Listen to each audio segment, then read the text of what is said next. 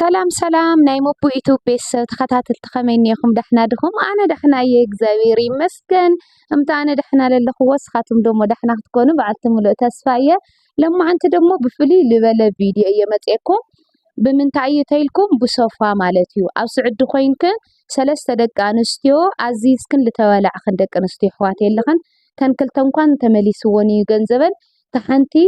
ሙሉእ ገንዘባ ተመሊስዋ እዩ ሓንቲ ደሞ ተለይተጋግየ ዝተወሰነ ቅርሺ ተኸፊሉ ተቆሪፁ ተመለሳለ ሓንቲ ሙሉእ ብሙሉእ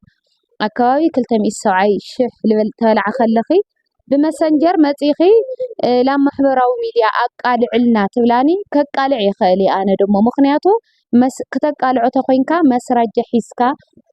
ልመረፅክዮ ከለር ቀይሩ ወይ ኣቕሓነቱ ቀይሩ እንድሕር ልኢኽልክ ወይ እንድሕር ሰሪሕልኪ ክተውፅየ ትኽእል ኢኺ ስኢልክ ካብ መሬት ተልዒልክ ግን በሊዕኒ እንድሕር ኢልክ ደረሰኝ ለይብሉ ምናምን ከውፀልክን ይኽእል ዋላ 10 ተጠቃሚት ማሕበራዊ ሚድያ ይኹን ክሕግዘክን ይኽእል እየ ግን ከይለምደክን እየ ክብለክን ልኽእል ከይለምደክን ባዕልኽን መፂኽን ኣዝዛ ኣይኾነይዶ በዓል ኣቕሓሲ ማንኛውም ባዕልኻ ቤተሰብኳስ ኩሉ እሙን ይኾነይና ናባዕልትኽን ሰሪሕኽን ኣቲኽን ኣዝዛ ወይ ከዓ ብቤተሰብክን ተኣምንኦ እየ ክብለክን ልኽእል ምክንያቱ ኣብ ስዑዲ ኮይንክን እንድሕር ኣዚዝክንኦ ጨርቂ ኣፈላላይ ኣሎ ጣውላ ኣፈላላይ ኣሎ ስፖንጂ ኣፈላላይ ኣሎ እና ስኢልክን ገንዘብክን ኣይትበልዓ እየ ልብለክን ደቂ ኣንስትዮ ኣሕዋተይ ንኸይድ ሕዚ ከሪአክን እየ አንደኛ ደረጃ ሶፋ ካልኣይ ደረጃ ሳልሳይ ደረጃ ምስ ገንዘቡ ክነግረክን እየ ሰዓባና ንዕፀግሽ ብዙ ክጅምረለን እየ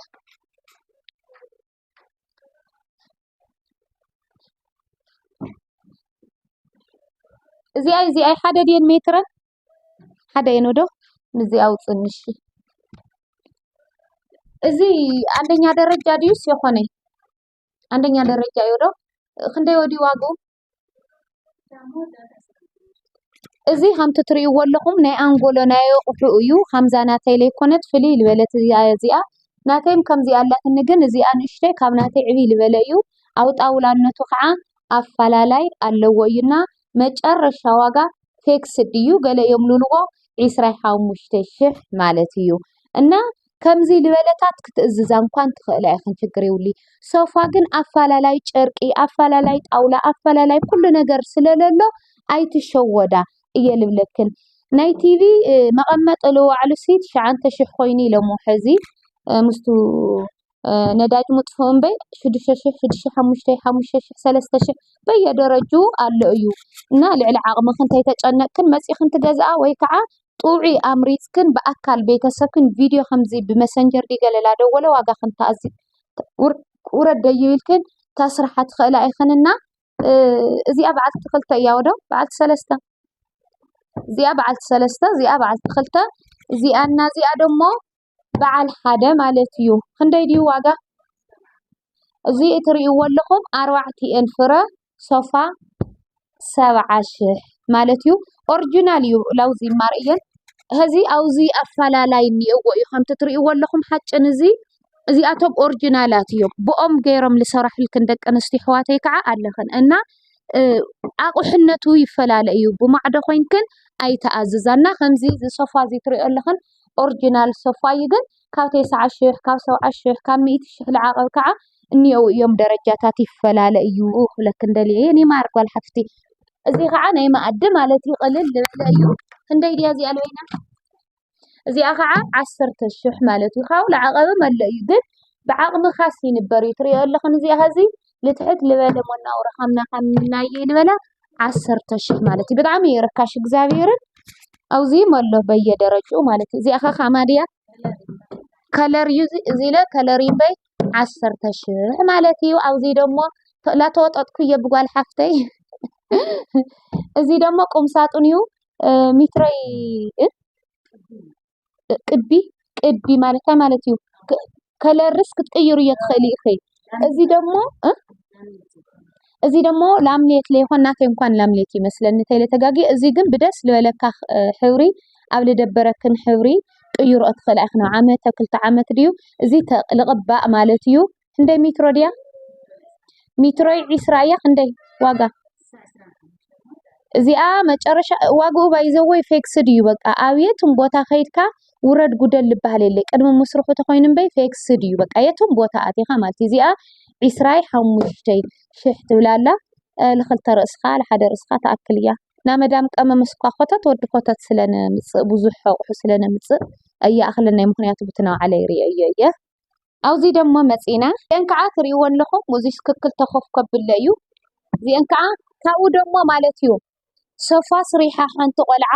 ሶፋ ስሪሓስ ከምዚ ለይውሉ ሰሪሕላ ማለት እዩ ምስ ከምዚ ተዋዒላ ከምዚ ለይውሉ ልሰርሐላ ኣለና ኩሉ ክትእዝዛ ከለኽን ተረጋጊዕኽን ኣዝዛ እየ ክብለክን ንደሊ እዚ ሕዚ ብጣዕሚ ደስ ልብል እዩ ምስ እግሩ ለርእየን ፀግሸይ ኣይረአይዎ ዶ በቃ ችግር የብሉ እዚኣ ክንደይ ድያ እዚኣ ደሞ 8,000 ቅልል ዝበለ ይንበር እዩ 100,000 ለውን ሲኣክል ይናገዛ ኣቑሑና እዚአን ከክንደይ እየን እዘን ሶፋ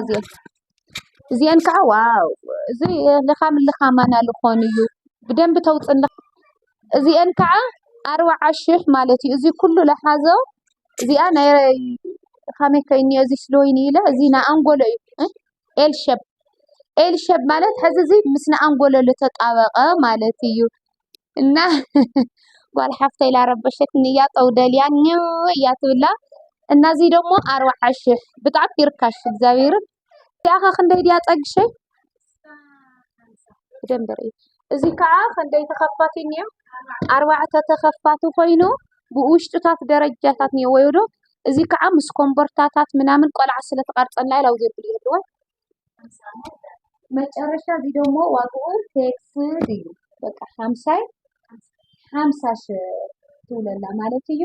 እና ደቂ ዓበይቲ ሓንቲ ኣቕሓ ኸሪአት እና ና ቲቪ መቐመጢ ደሞ ከምዚ ምኒ እዩ እዚኣ ለይብላ ከምዚ ጥራሕ ደሞ እኒኦ እዩ ባዕልኽን እዚ ስክን ክትሰርሕኦ ትኽእላ ኢኽን ተኣማንነት ለለዎ ስራሕ ኣስራሓ ስኢልክን ይበሃል ይላልክን የተስደዳ እዚኣ ሕዚ ዋጋ ክንደይ ድያ ፀግሸይ እዚኣ ሕዚ 9,000 ማለት እዩ ካልኦትም ኣለውና ተመው እኒውና ምግቢ ሓደ ድዮም ምስቶም ላዕለዎት ተመው ድሕሪያ ክኒው ና ምግቢ ማዕረይ ወዶ እና ኣብዚ ታይዲ ደሳለይ ፌክኒቸር እዚኣ እኳ ብጣዕሚ እያ ተስሕቐኒ ዘረዛ ፌክኒቸር እና ኣበይ ከባቢ በኣደባባይ ሓውዜን ኮይኑስ ዳማርያም ልወስድ መንገዲ ካብ ሓውዜን ኣደባባይ ሽልሽተይ ውርድ ኢልኩም ዳይ ማርያም ከይበፅሐት እያና ደሳለይ ኢልኩም ቁፅሪ ስልክ እስክንገርኒ 09 31 57 05 85 ደሳለይ ፌክኒቸር ይኹን ምርጫኹም ኣዝዙኒ መጽኤ በኣካል ከራኸብኩም ይኽእል እየ ስኡልክን ኣይትግዛእ ደቂ ኣንስትዮ ኣሕዋተይ ኣቕሓነቱ ምረፃ ስኡልክን ብስልክ ደዊልክን ዘይኮነ ላውዚ ቦታ እዚ ክይደለይልክን ብቪድዮ ዝተሓገዘ ላደወልክን መሪፅክን ግዝኣ ስኡልክን ተብተቢልክን ገንዘብክን ኣብ ለይኾን ኣይተውዕላ እየለክን ደቂ ኣንስትዮ ኣሕዋተይ ኣይተኽሰራ ገንዘብክን ልረብሒ ለይረብሒ ከላ ግፀልና ይውሊ ዓዲ ዓረብ ነበረት ከምዚ እያ ሃሳስያ ንበሃለና ብዓይኒ ማዕደላ ኣዘዝናዮም መናገዲኦም ስለንኾንለና ኢናና ምርጫኹም ደሳለይ ፌክኒቸር ይኹን ኣዝዛኒ ኣነ መጽኤ ከዘልክን ይኽእል እየ ደቂ ዓበይቲ ማዕረይ ኣማትካ ምብላዕ እየደቅሲ ናማትካ ምሽምጣጥ ኣይረብሒና ንናውዓልና ንብላዕ ብጣዕሚ የልፎት የክን